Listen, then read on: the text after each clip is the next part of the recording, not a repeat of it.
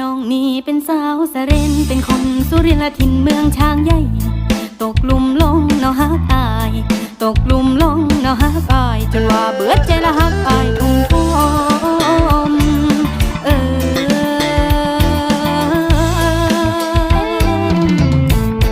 บ้องมีแฟนนะหรือยังบ้องมีแฟนนะหรือยังถ้ายังบ่มีนี่